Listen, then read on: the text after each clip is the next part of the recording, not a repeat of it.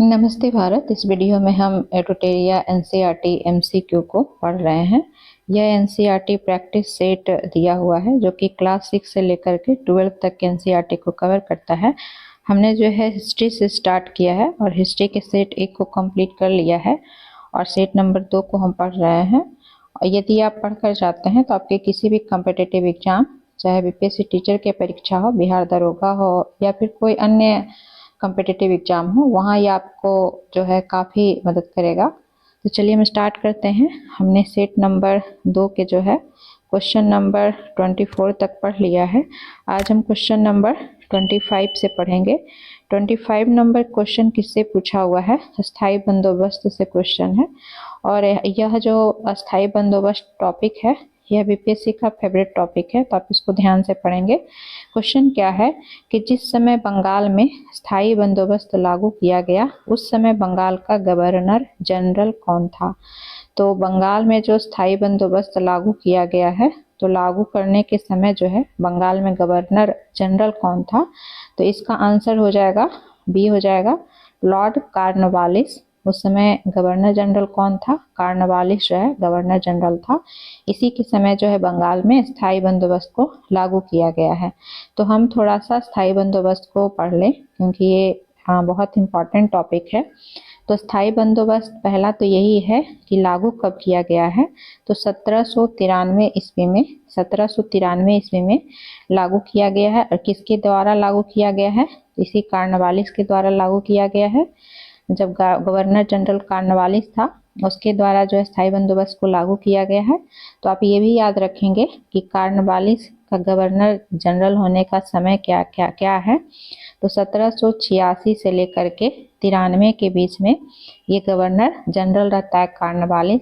और 1793 में लास्ट में जाकर के इस स्थायी बंदोबस्त को जो है लागू करता है, स्थायी बंदोबस्त को लागू करता है। हालांकि गवर्नर जनरल ये पुनः जो है 1805 में भी बनता है, लेकिन पहले रहता है ये 1786 से 1793 के बीच में, और 1793 में ये स्थायी बंदोबस्त को लागू करता है।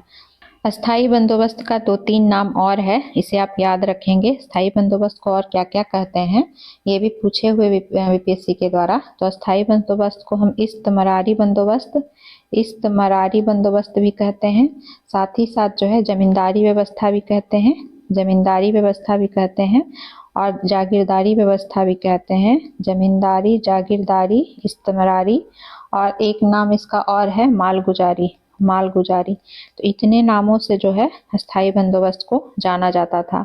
अस्थाई बंदोबस्त का कॉन्सेप्ट यह था कि जो एक राजस्व एकत्र किया जाएगा, भू राजस्व एकत्र करने की यह व्यवस्था थी कि ब्रिटिशर्स के द्वारा जो है किसानों से भू राजस्व वसूल किया जाता था। तो जो भू राजस्व वसूल किया जाएगा, वह वसूली का अधिकार जो है जमींदारों को दे दिया गया और एक निश्चित राशि जो है फिक्स कर दी गई और निश्चित समय फिक्स कर दिया गया कि उस समय और उस राशि को जो है जमा करना है लगान के रूप में, भू राजस्व के रूप में। किसको जमा करना है? ब्रिटिशर्स को जमा करना है। और जमा कौन करते? जमा करते जो है यही जमींदार जमा करते, किसानों से, काश्तकारों से लगान को एकत्र करके। तो चूंकि इस व्यवस्था में जो है जो भू राजस्व कलेक्ट करने के लिए जो राशि थी वो स्थायी कर दी गई, यानी फिक्स कर दी गई, इसीलिए जो है इसे स्थायी बंदोबस्त कहा गया। और इस अस्थाई बंदोबस्त के तहत हम देखें तो जो ब्रिटिश भारत था, ब्रिटिश भारत का 19% हिस्सा जो है शामिल था।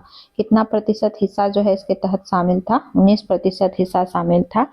अगर ये भी क्वेश्चन कभी कभी रहता है कि कहाँ कहाँ जो है लागू किया गया अस्थाई बंदोबस्त को, तो बंगाल, बिहार, उड़ीसा, बंगाल वाले क्षेत्र में, बिहार, उड़ीसा वाले क्षेत्र में, और साथ ही साथ जो है बनारस यानी पूर्वी उत्तर प्रदेश और मद्रास के कुछ उत्तरी जिलों में जो है इस स्थायी बंदोबस्त को लागू किया गया। तो इस तरह से ब्रिटिश भारत का यह 19% हिस्सा को जो है स्थायी बंदोबस्त शामिल करता था। और स्थायी बंदोबस्त किस प्रकार कलेक्ट किया जाता था वो हमने देख ही लिया। चूंकि एक पॉइंट आप और याद रखेंगे, चूंकि कॉर्नवालिस की बात आई है, तो कार्नवालिस को जो है नागरिक सेवा का जनक भी कहा जाता है। ये भी बीपीएससी पूछे हुए है कि नागरिक सेवा का जनक जो है किसे कहा जाता है, तो इसी कार्नवालिस को कहा जाता है। तो इतना पॉइंट को आप याद रखेंगे। हम अगले क्वेश्चन पर आते हैं। स्थायी बंदोबस्त के संबंध में निम्नलिखित कथनों पर विचार करें। यहाँ भी स्थायी बंदोबस्त से रिलेटेड ही दिया हुआ है। और असत्य कथन का चयन करना है, सत्य नहीं बल्कि असत्य कथन का चयन करना है।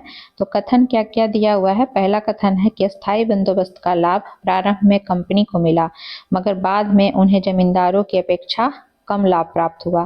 तो ये कथन सत्य दिया हुआ है। पहला कथन सत्य है कि स्थायी बंदोबस्त जब लागू किया गया तो प्रारंभ में तो इसका लाभ कंपनी को मिला, मगर बाद में जाकर के जो है जमींदारों को अधिक लाभ मिला कंपनी के अपेक्षा। तो ये कथन सत्य है। दूसरा कथन क्या है कि स्थायी बंदोबस्त की रकम ज्यादा होने के कारण कई जमींदारों की जमींदारी राजस्व चुकाने में विफल होने के कारण छीन ली गई। तो ये कथन भी सही है। चूंकि स्थायी बंदोबस्त का रकम इतना ज्यादा रखा गया था कि जमींदार जो कलेक्ट करने जाते थे किसानों से, काश्तकारों से वो भू राजस्व, तो वो जो है चुकाने में जब नहीं चुका पाते थे किसान, तो जमींदार भी ब्रिटिशर्स को नहीं चुका पाते थे, या फिर अन्य कोई और भी रीजन था तो उस कारण से नहीं चुका पाते थे। तो उससे जो है ब्रिटिशर्स द्वारा जो है अगर नहीं चुका, ब्रिटिशर्स को नहीं मिलता था वो लगान, वो भू राजस्व, तो जमींदारों की जमींदारी जो है छीन ली जाती थी। इसे ही एक सूर्यास्त कानून भी कहा गया कि स्थायी बंदोबस्त में एक पॉइंट और है कि सूर्यास्त कानून लागू किया गया। ये सूर्यास्त कानून क्या था कि निश्चित समय और निश्चित जो है राशि अगर नहीं जमा की जाती है और निश्चित समय पर, तब जो है जमींदारों की जमींदारी व्यवस्था जो है छीन ली जाती थी। यानी कि सूर्य के अस्त होने से पहले अगर उस दिन जो फिक्स किया गया है और उस दिन तक भू राजस्व ब्रिटिशर्स के पास नहीं आया, तो जो है उनसे जमींदारी छीन ली जाती थी। तो सूर्यास्त कानून भी एक बहुत बड़ा रीजन रहा अस्थायी बंदोबस्त फेल होने का। तो दूसरा कथन सही दिया हुआ है कि अस्थायी बंदोबस्त की रकम इतनी ज्यादा थी कि जमींदारों की जमींदारी राजस्व चुकाने में विफल होने के कारण जो है छीन ली गई। तीसरा कथन क्या है। तीसरा कथन है कि किसानों के लिए यह व्यवस्था दमनकारी सिद्ध हुई क्योंकि लगान की रकम बहुत ज्यादा थी और जमीन पर उसका अधिकार सुरक्षित नहीं था। तो ये कथन भी सही है कि जमींदारी व्यवस्था या अस्थायी बंदोबस्त जो है शोषणकारी व्यवस्था के रूप में, दमनकारी व्यवस्था के रूप में साबित हुई, क्योंकि जो है इसमें लगान की रकम बहुत ज्यादा थी और उनका जो है जमीनों पर अधिकार भी सुरक्षित नहीं था। तो ये कथन भी क्या है, सत्य है।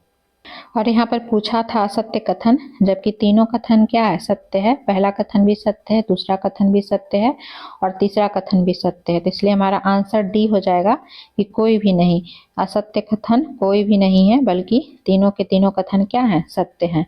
नेक्स्ट क्वेश्चन पर हम आते हैं। 27 नंबर महलवाड़ी व्यवस्था से पूछा हुआ है। ये भी एक प्रकार की भू राजस्व व्यवस्था ही थी, लगान कलेक्ट करने की व्यवस्था ही थी। तो महलवाड़ी व्यवस्था लागू करते समय बंगाल का गवर्नर जनरल कौन था। तो जब महलवाड़ी व्यवस्था को लागू किया गया तो उस समय बंगाल का गवर्नर जनरल कौन था। तो इसका आंसर जो है लॉर्ड हेस्टिंग्स हो जाएगा, बी आंसर हो जाएगा। तो उस समय बंगाल का गवर्नर जनरल कौन था, लॉर्ड हेस्टिंग्स था। नेक्स्ट क्वेश्चन भी महलवाड़ी व्यवस्था से ही है, तो पहले इसको हम पढ़ लेते हैं, फिर हम महलवाड़ी व्यवस्था का डिटेल्स पढ़ेंगे। महलवाड़ी व्यवस्था के संबंध में निम्नलिखित कथनों पर विचार करें और सत्य कथन का चयन करना है। पहला कथन क्या है कि अलेक्जेंडर रीड ने इसे पहली बार लागू किया था। तो महलवाड़ी व्यवस्था भी हमने देखा कि ये भी एक प्रकार की भू राजस्व व्यवस्था ही थी। तो महलवाड़ी व्यवस्था को सबसे पहले अलेक्जेंडर रीड ने नहीं लागू किया था। पहला कथन क्या है, गलत है, बल्कि महलवाड़ी व्यवस्था को सबसे पहले लागू करने का काम जो है हॉल्ट मैकेंजी ने किया था। हॉल्ट मैकेंजी नामक एक जो है अंग्रेज अफसर ने किया था।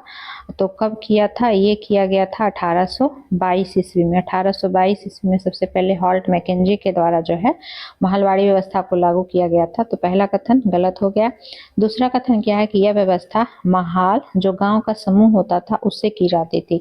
तो ये कथन जो है सही है कि महलवाड़ी व्यवस्था में जो है, महलवाड़ी व्यवस्था में महाल या फिर जिसे महाल को ही ग्राम समूह कहते थे, तो महाल या ग्राम समूह को एक इकाई बना लिया गया और इसके जो प्रधान मुखिया होते थे, गांव के प्रधान जो मुखिया होते थे, इन्हीं से जो है राजस्व एकत्र करने की व्यवस्था की गई कि इन्हीं से राजस्व कलेक्ट किया जाएगा। राजस्व कलेक्ट करने का अधिकार किसको दे दिया गया? गांव के मुखिया को दे दिया गया।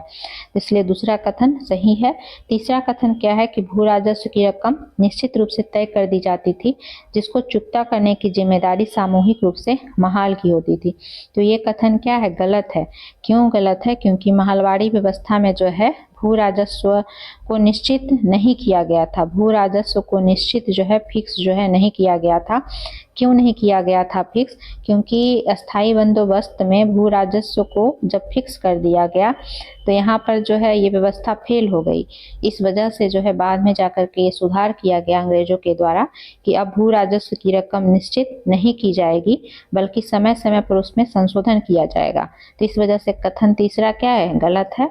यहाँ पे भू राजस्व जो है निश्चित नहीं किया गया था। तो यहाँ पर पूछ रहा था सत्य कथन, तो केवल दूसरा सत्य कथन है। केवल दूसरा ही हमने देखा सत्य कथन था, पहला भी गलत है और तीसरा भी गलत है। तो केवल 2 आंसर हो जाएगा, ए नंबर आंसर हो जाएगा। अगले क्वेश्चन पर हम आते हैं। अगला क्वेश्चन जो है किससे पूछा है? रैयतवाड़ी व्यवस्था से है। ये भी एक प्रकार का भू राजस्व व्यवस्था ही है। तो क्वेश्चन क्या है कि रैयतवाड़ी व्यवस्था के संबंध में निम्नलिखित कथनों पर विचार करें और इसमें भी सत्य कथन का चयन करना है। पहला कथन क्या है कि रैयतवाड़ी व्यवस्था सबसे पहले कैप्टन अलेक्जेंडर रीड ने इस व्यवस्था को लागू किया था। तो ये कथन क्या है? सही है कि कैप्टन रीड के द्वारा जो है सबसे पहले रैयतवाड़ी व्यवस्था को लागू किया गया था। और कहाँ लागू किया गया था? तो ये जो है तमिलनाडु के जो है 12 महल जिले में, तमिलनाडु के 12 महल जिले में 1792 में सबसे पहले जो है कैप्टन रीड के द्वारा इस रैयतवाड़ी व्यवस्था को जो है लागू किया गया था। तो पहला कथन सही है। दूसरा कथन क्या है कि भू राजस्व वसूलने की व्यवस्था किसी संस्था या जमींदारों से ना करके सीधे रैयतों से किया गया। तो ये कथन भी सही है कि जो इसमें भू राजस्व कलेक्ट करने की व्यवस्था की गई वो सीधे जो रैयतवाड़ी व्यवस्था है तो सीधे रैयतों से ही की गई। रैयत यानी कि दक्षिण भारत में किसानों को रैयत कहा जाता था, तो सीधे किसानों को ही यह अधिकार दे दिया गया कि उनको जो है भूमि पर मालिकाना हक उनका होगा और वो सीधा जो है भू राजस्व जो है डायरेक्ट वो अंग्रेज अफसर को दे सकते थे। तो इस तरह से किसान जो है डायरेक्ट भू राजस्व देने का काम करते थे अंग्रेज अधिकारी को। तो इस वजह से इसको रैयतवाड़ी व्यवस्था कहा गया कि रैयतों से ही सीधा कांटेक्ट कर लिया गया भू राजस्व कलेक्ट करने के लिए। तो दूसरा कथन भी सही हो गया। तो इसलिए हमारा आंसर क्या हो जाएगा? हमारा आंसर सी हो जाएगा कि 1 और 2 दोनों कथन क्या है? सही है, क्योंकि सत्य कथन ही पूछ रहा था। तो 1 और 2 दोनों कथन सही है।